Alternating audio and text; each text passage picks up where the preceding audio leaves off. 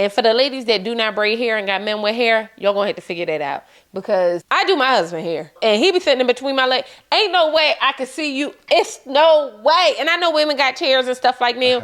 It'll always be between her legs. Okay? Like, I know they got chairs.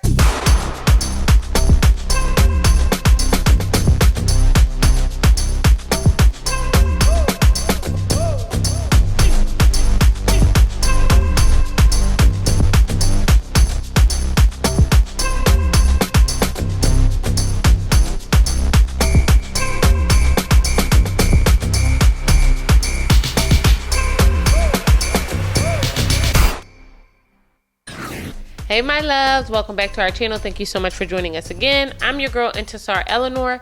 This is my beautiful husband Joseph, and we are coming through and talking all things Love is Blind. Yeah. It's been a minute. We've gone through and watched all 9 episodes. Yeah. And I can't really talk about the pods. They quite literally cringe me out. Super. They super cringy from start to finish. You know, I don't for one second believe that any of these people fell in love. I don't either.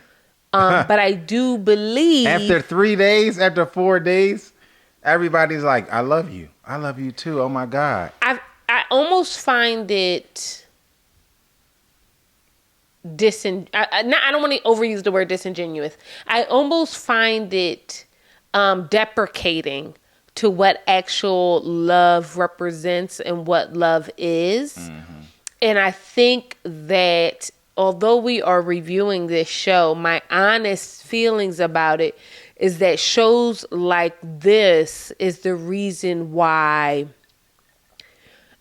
being in love and the excitement and the work and the investment of love is taken so laissez-faire. Yeah, I agree. Because I think you have so many of the younger generation coming up watching shows like this where they just throw it around frivolously after 72 hours of knowing somebody, or they do it because it's what you're supposed to say when you get engaged in a normal, typical setting and scenario of people who are getting engaged. When it's obviously different when you're getting engaged to a person who you just met and you only know for a week. You don't have to say it. This is not, it's okay to be like, we both agree that we're a part of this process and we're going to do these things. And I just wish some couple would come on here and say, we don't have to proclaim our love for each other after 7 days of knowing each other. Like we can You can we say, can just I say, think. We can just say see this being, you know what I mean? We can see it growing into that. Right. And that's the reason why we're taking this step. We're a part of the process. As a part of this process, when you leave it, you get engaged. It's no different from Married at First Sight, when at least no one at Married at First Sight is at the altar saying, I love you. Like at least the difference in that casting to me that I appreciate is that they start off going, we are hoping to grow in love. Right. That's okay. Right. It's okay. It's okay. And it's almost overproduced. And I think it really kind of gives these couples it starts them negative. You know what I mean? Because you don't even allow them to just be themselves and kind of grow in it. Yeah. Because they produce this. There's no way in the world, and I'm just talking about the probability of 5 couples all saying the same thing. No. There's no way. All falling in love in the same amount of time. There's no way. However, is it probable that all these people in this kind of sequestered environment have the opportunity to create connections? Yeah, for sure. What? And honestly, the show, y'all need to sign me up as a producer. Because the truth of the matter is, the show is great, right? I have my notes. But I think it could be worlds better if it was more authentic. I agree. And if there was more attention paid to how they are picking and vetting people in the casting process. We're going to get into it, but No, we can get in. Jeremy, and his part of his debacle and his response to the whole thing about him being engaged before he got on the show, let it out the bag that somebody DM'd him and then dropped the receipt of it, a screenshot of a casting director DMing him, asking him, do he want to be on the show? How so you just scrolled through his pictures and then said, let's join the show? My thing is this. Right. That's and then crazy. That's it. The part of me doesn't even mind that. I do think we do have to get out there and get So this is my thing. Joe and I were talking about this earlier. I think a show like Love is Blind, I really am longing to see a show like this for not older people, because, but more seasoned, more mature, adult, more ready adults. This isn't terrible. I think that this is a great group. You know what I mean? In the spectrum of watching a show. But I do feel like the way The Golden Bachelor was so authentic, I would long to see that with Love is Blind. Yeah, but for me, and he was kissing all them hoes in the mouth. Old hoes.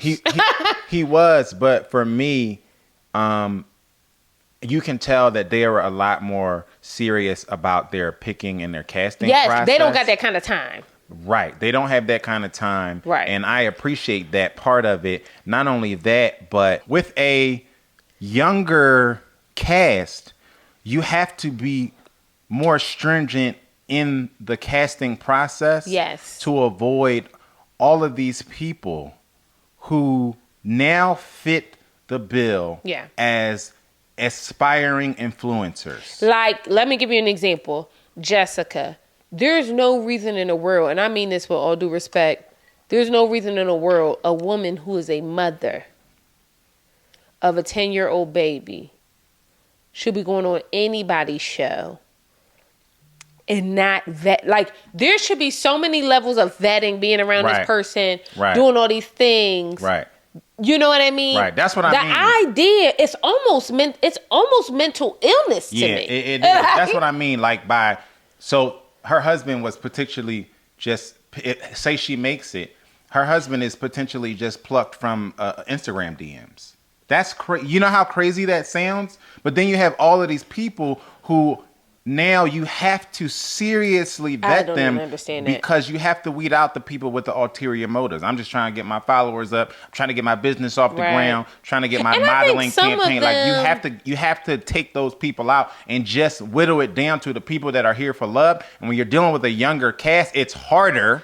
It's harder. Especially in the social media age. And Heike, to get right into the couples, to talk about Jessica. Jessica was with Jimmy. They were in a love triangle with Jimmy and Chelsea. And Crimson Chin. And Jessica had another connection. And this young man basically told her, like, I could do this, right? But I can't get married to you until I've met your daughter. Mm-hmm. You want to know why? Because one of us has to be the more responsible party. Right. But then what comes out later when she's sitting around and talking with Laura, who is a terrible human, which is fascinating because she is a Virgo. Oh. Ha! And I am a Virgo queen. I'm Virgo. Like, I'm really a strong Virgo woman. I don't see myself in that at all. Virgos can be terrorists too. She's a terrorist. I could be particular. Okay, she's a terrorist. She did give me a lot of... Let me stop lying. Because the way she gathered him, I've done it before. But also... She is. You have done the work, and it's very clear she has not. Yeah, you know what I mean. Yeah. Like, she's a terrorist. Because I do think Virgos get to a place where they just like, we chilling. Like, I'm not. But I do think in the beginning you have all these thoughts, and you're smarter than everybody. You have the plan, and you have this, and you have that, and you all don't know what you're doing, and it can be intense. But the point I'm trying to make is that Jessica was at the bar with Laura, going to tell us after she left the process. She waited a couple days before she went even home to her baby, which sounds like to me, the grandma is the baby. Because what the hell are you trying? I don't understand.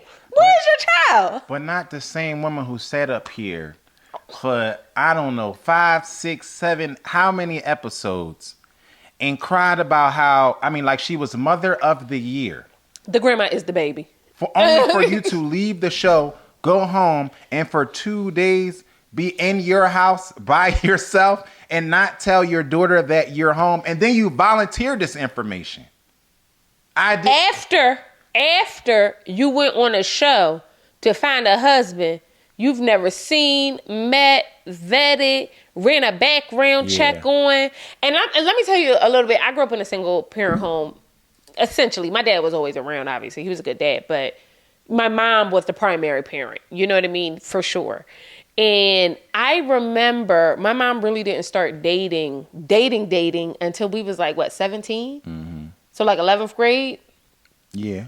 Mm-hmm. And baby, you couldn't tell. I could tell she never introduced us to people that she dated, ever. My mom would go out, whatever, you know what I mean, come home. She never brought anybody home, anything like that, until I was like 17. Was, Mr. Dave, and he was everything. We loved Mr. Dave. Mr. Dave had a big old Cadillac Escalade. He was the one. He was like, we was going away. People thought he was Scottie Pippen. It was a good time. Okay? You know what I mean? A very good time with Mr. Dave. But I remember this so vividly because I remember when we were younger, my mom started to date, like fresh off the divorce, she was dating this man. And he took us all out because he wanted to meet all her girls. Salima did not like it. And this is like fresh. That's her sister. My older sister did not like it. And she was like crying in the bathroom. And from that point forward, my mother never introduced us to a man. Like she just was like, nope, done. Yeah. You know what I mean? I'm not doing this anymore. And I kind of respect that. I do too. And that's as a woman. My mom had 3 girls in the house. You know what I mean? My brothers are older and younger, but like much younger and older. But the girls were in the house all together. And it just really, it means something to do that. Like it means something to have a woman who protect. Yes, and my mom is feminine. My mom is everybody. My mom is basically, back in the day, she was basically Miss Parker high kid. Like really a beautiful woman, young looking woman. She just had kids. You know what I mean? And I think that I just think it's something to being intentional about your dating life when you have children. And I don't have children, so y'all bust down and let us know. But I just can't imagine you would have a ton of people around your kids. Yeah, it's protection, and I think that every child deserves that level of protecting, especially when you are a single parent. Yeah. It can't just be you rolling a bunch of men through the house and through their lives, right? Because that affects how, if they're a woman, how they treat men moving forward. If they're a man, how they treat women moving forward. And all that affects their outlook on life and their dating and all of these things. So for her to be on here chopping it up about telling everybody who will listen how she's mother of the year, but then you're on a show where you're dating random people and hoping to leave there engaged to them. Yeah. So you would just bring a married man home and tell your daughter, hey, this your stepdaddy. Yeah, so I just think that's just a point I really kind of wanted to call out because I thought that was very fascinating. But let's dig on in. So let's talk about Kenneth and Brittany. This is an interracial couple, which I thought, I'm going to be honest, love Kenneth, and I kind of like Brittany too. Yeah, I do like both of them. And I honestly started I like her a lot. Those of y'all who know me know how I feel about the whole interracial thing. But with them, I honestly could start to see it, right? In the beginning, I was like, okay. Like, outside of the pause and everybody being in love, because we know everybody in love. Right. Outside of that. And he proved that ain't the case. But outside of that, in the beginning, in their initial interactions and just how they was vibing with each other and talking to each other, yeah, I was like, I can see this. Like, I've been to Hillsong before. Yep. I've seen these couples on stage before. Like, yep. You know what I mean? Yep. Like, I could absolutely see it. And then it took a turn. Fast. But I wanted to ask you this. Do you think his conversation with AD on the beach, Kenneth's, kind of was the beginning of the shift? That's a good question because I do see a lot of people in the comments on everything. Some people are blaming AD for this whole thing. Like people are saying she planted a seed, and after that conversation with AD, his whole vibe switched up and whoop de whoop de whoop. Honestly, I don't think that if I was a betting man, I would bet that it didn't weigh that heavily. Okay.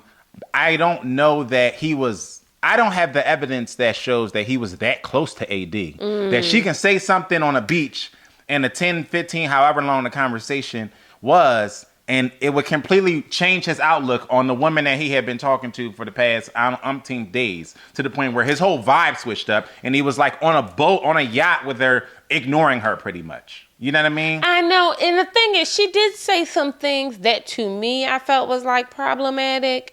Like, not problematic. What's the word that people use, y'all? She kept saying identify. She identifies as a black woman. He identifies as a black man. She kept saying that. And it was weird. It was very, to me. it came off very weird. It came off, is aloof the word I want to use? Came off, it's ignorant is the word I want to use, but I don't even mean ignorant in a mean way. Right. I mean like ignorant in like a really, like she doesn't understand how harmful it is. Like that she doesn't understand, like, I don't have the choice to identify as a big black man. And I don't have that choice. Right. Because to identify would imply that there was a that it was something else I could be. That's what I'm saying. And I think that she was trying to be, it was almost when keeping it real goes wrong, like when keeping it PC goes wrong. Oh my God. Like she was trying to be PC, and as like, I think she was trying to paint herself in this, enlightened, liberal, understanding light. Yeah. And it failed miserably. Yeah. Because it does come off as very aloof. Like, I don't identify as a black man. I wake up in the morning, and if the popo stop me, they see a black man. I don't have to tell them. The problem is, I wake up as a man every day, right? But when I walk outside, everybody reminds me. Everybody reminds that I'm black. You know what I mean? That's not something that I can escape. Right. Like you could be Armenian or whatever you want to call it. You know what I mean? Right. Because it almost is like you're trying to, in your attempt to be politically correct, you're trying to bunch all of these things with the others together, and it's insulting to a certain degree of people. Like, because don't bunch me in a pot of people who you might have to ask what's your pronoun to. You don't have to ask me if I'm black. Right. You understand what I'm saying? Like, somebody has to tell you their pronoun, tell you what to call them, tell you what they identify as. You understand what I'm saying? And it's like, don't ever bunch me. Don't do that. My plight is different every day, and I argue anybody damn about that. And it's given, there's an argument on social media, and that there's a difference, and I don't know nothing about this because I am not a mixed woman or a biracial woman at all.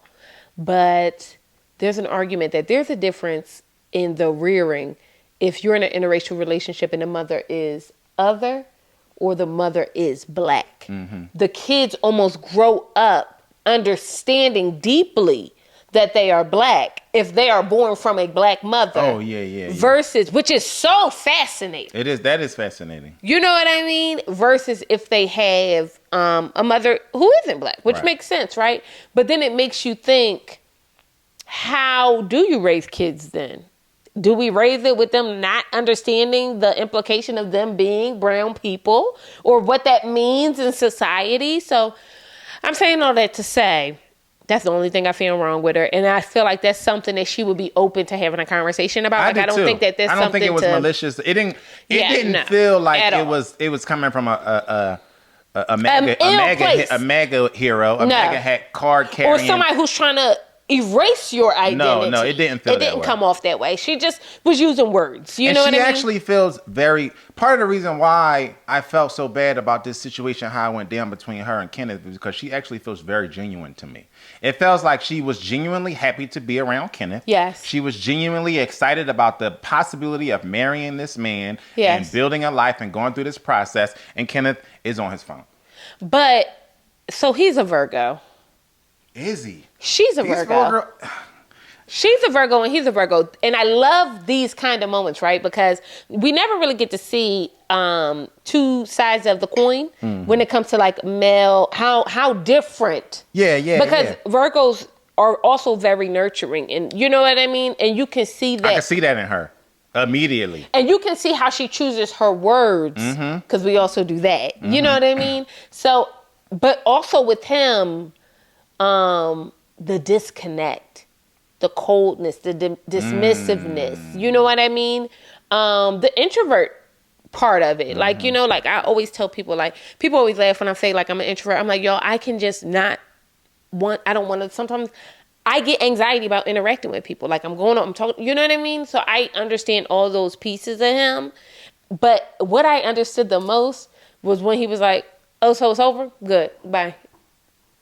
Because if that ain't me.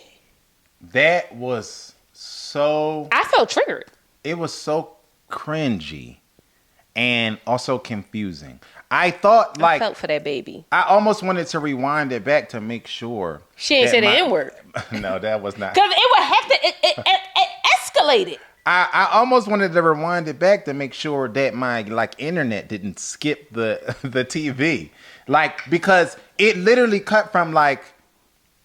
I just want us to be a little bit more affectionate to, like, okay, this isn't going to work. I wish you the best. Give me a hug. Like, there was no transition or buildup. But also, the absolute nerve of him to come in the night before. First of all, okay, so we got to take a step back. She was annoyed that he came in late, right? And for the ladies that do not braid hair and got men with hair, y'all going to have to figure that out. Because I do my husband hair. And he be sitting in between my legs. Ain't no way I could see you. It's no way. And I know women got chairs and stuff like me. It'll always be between her legs. Okay? Like, I know they got chairs. I know. But I do think her being like, you came in late. You was away all day. We are we can be a relatively clingy people. You know what I mean? And not clingy in a bad way, clingy in a good way. She didn't say anything wrong. And then you come in and then you want to take it to the next level? Oh. So you're addressing... He was trying to initiate. You're addressing the part where she said, I want us to be affectionate. And he said, well, I tried. When I got home, I tried to, like, be affectionate with you and you pushed me off. Yes. Yeah. I mean, to me, that was better than... We've heard of people coming home and not saying nothing and literally just not even interacting with their spouse. But to me, if we aren't there and you haven't given me what I need emotionally and we have not been around each other that long, no matter how... But that's why this is fake. That's why... I don't mean to say fake, y'all. But that's the problem with this whole concept, right? Because in your brain, you think, oh, well, we're engaged. Like, let's have a But this young lady still also has to get comfortable. You know what I mean? 1,000%. And not only that, but y'all have not really been communicating since y'all got out of the pods. Exactly. And that communication is a form of intimacy. And I think adults, too many adults don't realize that. You say intimacy and people think it's just a code word for sex. And it's not. Immediately so. Intimacy is an umbrella of a myriad of things. 1,000%. It is not just sex. It's not just kissing in the erogenous zone. That's not strictly what it is. No. And communication is absolutely a form of intimacy. So y'all get home and y'all stop talking like y'all was talking in the pods, because obviously y'all was forced to talk in the pods. But y'all start talking, so there's a layer of intimacy that's falling apart. You know what I mean? So where the physical part is never going to really come to fruition if the verbal part of intimacy is not there. 1,000%. I'm saying all that to say, you know, I'm really sad to see Kenneth and Brittany. They were the only, I'm going to be 1,000%. The only couple that really gave me the feels. And they were... And I like AD and Clay. Something about it ain't right. But Kenneth and Brittany, I feel like really gave me like, we going somewhere, and they young, and they both into the church. I mean, it was perfect. Yeah.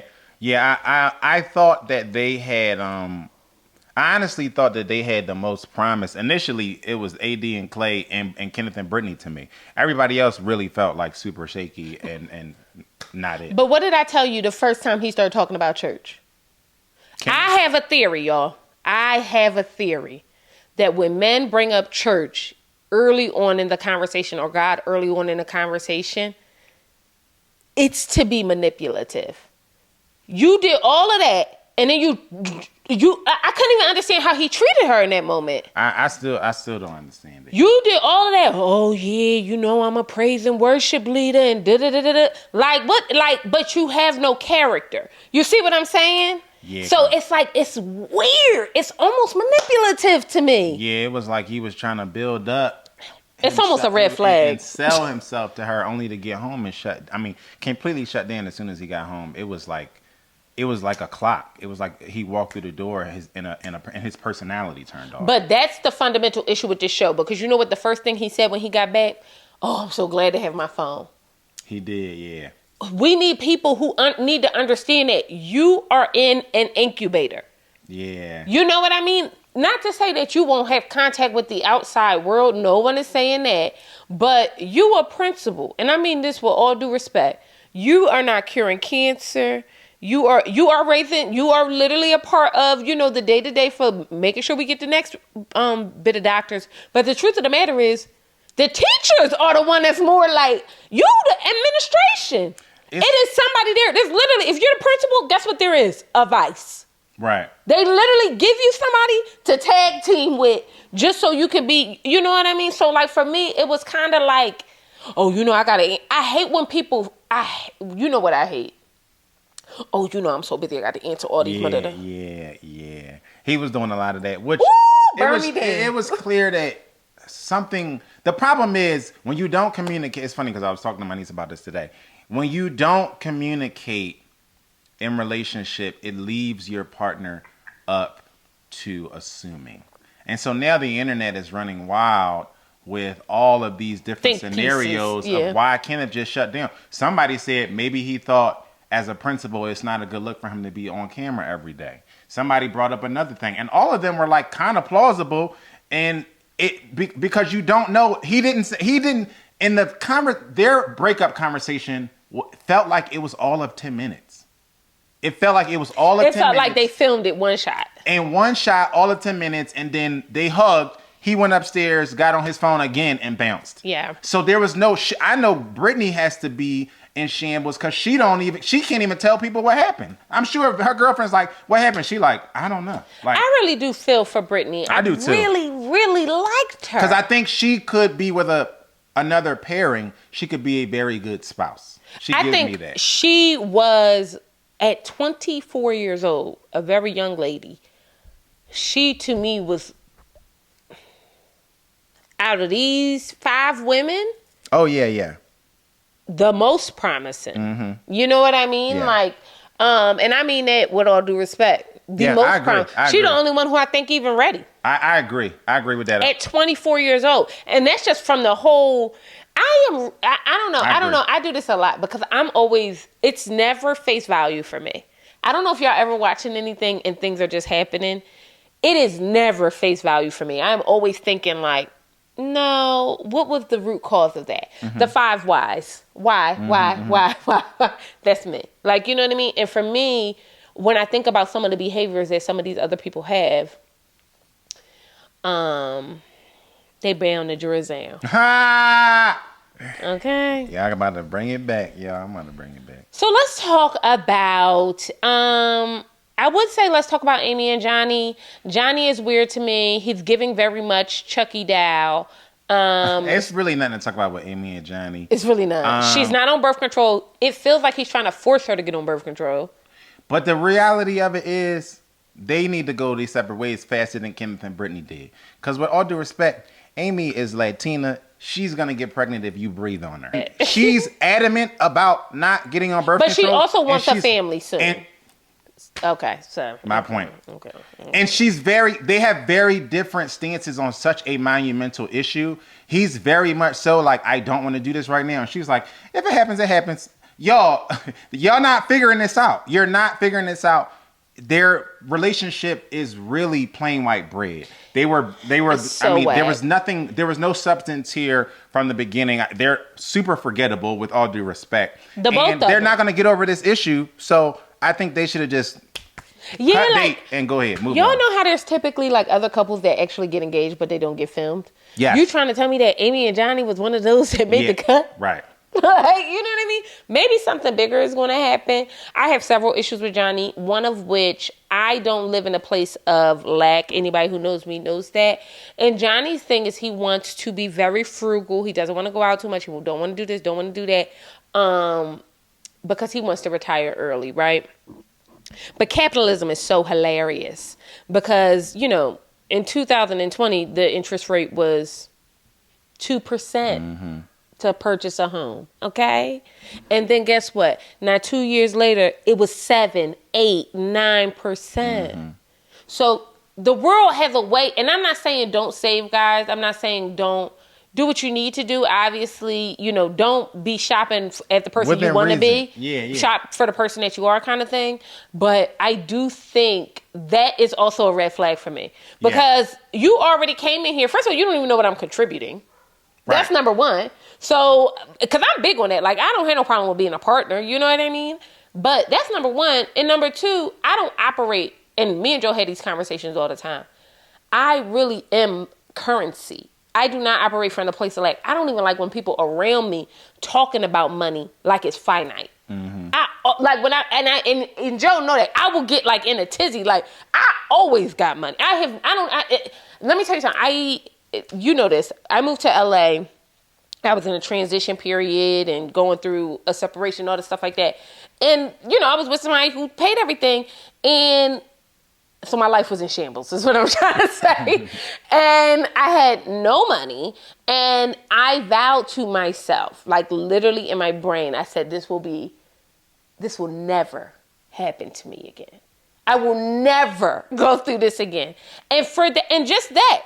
Now I'm like, when I mean a 180, and I was doing, the thing is, it was down for me, maybe up for some. You know what I mean? But the truth is, it changes your perspective. So now I speak about things in a certain way because I think even lack energy creates a lack life. You know what I mean? You don't have to be frugal to build a future. To save, to invest. To retire early. You don't have to penny pinch to be financially responsible. And it almost is setting the precedent that I'm not going to do too much for you. And that's, to me, exactly what it was doing. And I would be like, oh, okay, well, then you can get the going. I don't do brokey. Because it's giving brokey. It did kind of set a vibe of, let's shut this down. Because that's, and he posed it as a question, but it really wasn't a question. Like, he was like, can you do that? Like, I kind of don't want to do anything until I'm 50. Right? Like, and she like, I want to retire. And they're young. Yeah, These are young people. You should be traveling. You should be seeing the world, living a full. You'll never get this time back. I just walked up, 16 stairs? 13 maybe? Out of breath. Who knew I would be in this place? You know what I mean? And it's like those moments make you understand life. The only thing that is finite is our time. I was about to say, because I'm, especially now, those who know, I'm in a place where life being too short is a running theme for me every day now. Yeah. You know what I mean? Like, when you go through a process of losing someone, it really makes it even more real to you. So when you sitting in front of somebody and they talking about like, well, I don't want to do anything until I'm 50. Like, that's not it. That's changed. And it also shows a lack of maturity. Yes. You know what I mean? Because those of you who are financially mature and responsible understand how you can live life and maximize moments and maximize your time without missing out on life and without actually living life. You know what I mean? And also because money is for the living. It ain't for the dead. You cannot take it with you. Literally. And if time is the only thing that is fleeting, all you need to say is what he's trying to say is that he wants to buy the time so he can live his life on the second end. But the truth is, the second end ain't promised. It just tomorrow isn't. You know what I mean? But that's the immaturity. Yeah. The idea that you think, oh, nothing could happen. Like, what? Right. And I'm not saying don't put money in your 401k. Please do that. No, not at all. I'm not saying don't put money in your savings. I'm not saying don't invest. I'm not saying any of that. I'm saying that the idea that you would put that on her initially said more about him than it did about her. Yes, I agree. My second piece to this, and this is for all the women out there with the man who is trying to get them to be on birth control. I have such a harsh stance on this, and I think it's because I was on a birth control for a very long time. Like a very, very, very long time. This is my first time off birth control. Oh, that's a little too. I could be a little vulnerable, but that's a little bit too much. This is my first time being off birth control in probably 20 years. Mm-hmm. In 20 years, this is my first time. So this is just, I'm just meeting me. You know what I mean? I don't even know who that bitch is for real. But the point I'm trying to make is there are so many chemical reactions that are going on in a woman's body when they decide to make the choice to get on any type of birth control. And the idea that the onus of that is put on the woman alone is so egregious to me. And then to double down on it, like, well, any woman I've ever been in love with or dated has been on birth control. I could have slapped the piss out of him. I'd have cursed him the f out. That's a immature statement there, because any man, though, you don't bring up another woman to convince your woman to do something you want her to do. Like, bro, are you mentally tell ill? me you are 12 without telling me you're 12. That you were never going to win that argument. I knew the John was over as soon as he said that. But not only that, start having real conversations with these men. Go get a vasectomy. See, because that's just as reversible as me stopping being on birth control without whatever long-term effects I'm going to have because I've been mentally ill for 20 goddamn years. Okay? I've been pumped up with hormones. You see what I'm saying? Like, I think it is so crazy. We have to have more important conversations about our health, our reproductive health, our gynecological health. We need to have more conversations about this because for me, and I know I'm talking a lot nowadays, guys, I think I had some coffee. But for me, I feel like it just really tears me up that that's something that is put on women. It just, like, I just don't even understand it. I think ultimately there needs to be a conversation between two partners. And seeing them talk about it in real time, it was just made very clear that it was not a conversation between two partners. It was just like everybody is hard stance on both sides. Exactly. I'm doing this. I'm not doing this. Whoop-de-whoop. And so that's why I said they need to just kind of cut bait and move on, because this is not a thing that can work where there is no real transparency and conversation happening. They weren't talking to each other. They was talking at each other. And to me, y'all not going to get anywhere with that, because this is not, we talking about bringing a human into the world. Yes. So it can't just be a table conversation. Right. You understand what I'm saying? And that's what it felt like. They said in another setting, we're just getting through things or something like that. I'm like, no, y'all not. Y'all ended on a hard stance in opposite sides of this really, really, really big topic. You know what I mean? Yeah. They a dub for me. It's over. Yeah, it's over. So let's talk about AB and Clay.